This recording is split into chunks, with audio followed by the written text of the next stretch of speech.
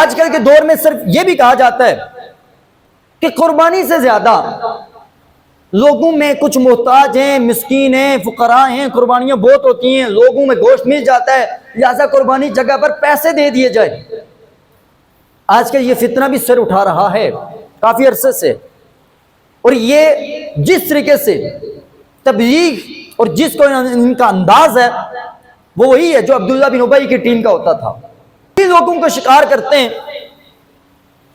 جو کمزور ہوتے ہیں، اور ان میں یہ طرح طرح سے دیکھیں صدقے کا ثواب یہ ہے، یہ صدقے کا ثواب ہے، یہ صدقے کا ثواب ہے کہ حضور علیہ الصلوۃ والسلام نے جو اللہ رب العزت نے قرآن میں ہمیں بتایا ہے فَصَلِّ لِرَبِّكَ وَانْحَرْ،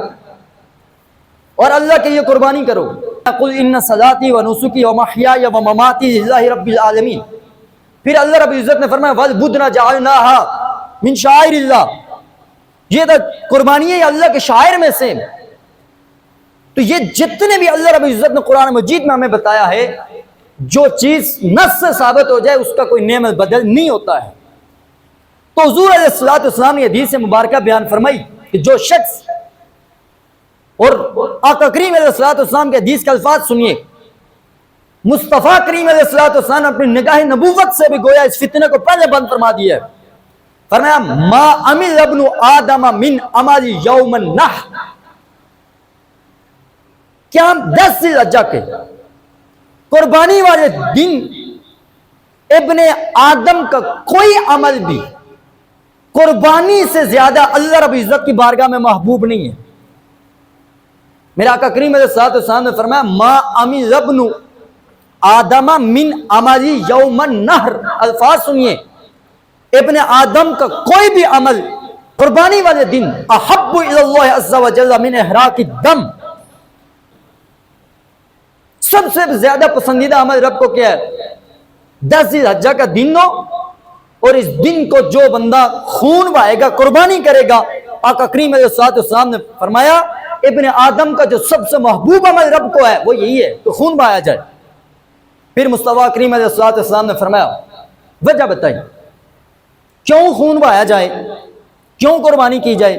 کیوں جانور ذبح کیا جائے؟ وَإِنَّهُ لَيَأْتِي يَوْمَ الْقِيَامَةِ بِقُرُونِهَا، فرمایا جو جانور تم ذبح کر دیتے ہو، کاٹ کر تقسیم کر کے گوشت غرباء مساکین محتاجوں تک پہنچاتے ہو، خود بھی کھاتے ہیں، فرمایا اس کے بعد یہ جو جانور قیامت کے دن آئے گا بِقُرُونِهَا، اپنے سینگوں کے ساتھ، وَأَشْعَارِهَا، وہ جو بالوں کے ساتھ، وَأَزْلَافِهَا، اور اپنے کھروں کے ساتھ آئے گا۔ وَإِنَّ الدَّمَ لَا يَقَعُ مِنَ اللَّهِ عَزَّ وَجَلَّ بِمَكَانٍ قَبْلَ أَن يَقَعَ الْأَرْضِ، فرمایا کہ زمین میں جو ہم جانور ذبح کرتے ہیں وہ خون اس جانور کا زمین پر نہیں گرتا، اللہ رب العزت کے ہاں وہ خون پہلے مقبول ہو جاتا ہے، اللہ کے ہاں اس کی قبولیت پہلے ہو جاتی ہے اس کی بارگاہ میں۔ پھر میرے آقا نے فرمایا فَطِيبُوا بِهَا نَفْسًا، اور اس قربانی کے ذریعے جب کرو خوش دلی سے کرو، اپنے دل کو بڑا کر کے کرو، تنگ دلی سے نہ کرو قربانی، سر سے بوجھ اتارنے کے لیے نہ کرو، اس لیے قربانی کرو کہ یہ قربانی ہمیں آقا کریم علیہ الصلوۃ والسلام نے اس کی تعلیم دی ہے، رب نے ہمیں حکم دیا ہے، اور حضرت ابراہیم علیہ الصلوۃ والسلام کی سنت ہے۔ اور جب اس پر کرو گے اللہ رب عزت گویا وہ جانور جو تم اپنے استعمال میں لاتے ہو، اپنی ضروریات پوری کرتے ہو، محتاجوں کی،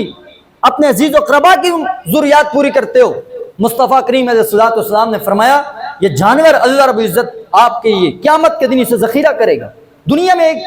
یا آپ کی انویسٹمنٹ ہوگی یا آخرت کے لیے۔ پھر میرے مصطفیٰ کریم علیہ الصلوۃ آخر میں جو فرمایا قربانی خوش دلی سے کرو، تنگ ہو کر نہ، بوجھ سمجھ کے نہ کرو، جتنا اللہ رب العزت کی بارگاہ میں اخلاص سے کرو گے، جتنا اللہ رب العزت کی بارگاہ میں للہیت سے قربانی کرو گے، یہ اتنا آپ کے لیے اس کا اجر و ثواب زیادہ ہوگا۔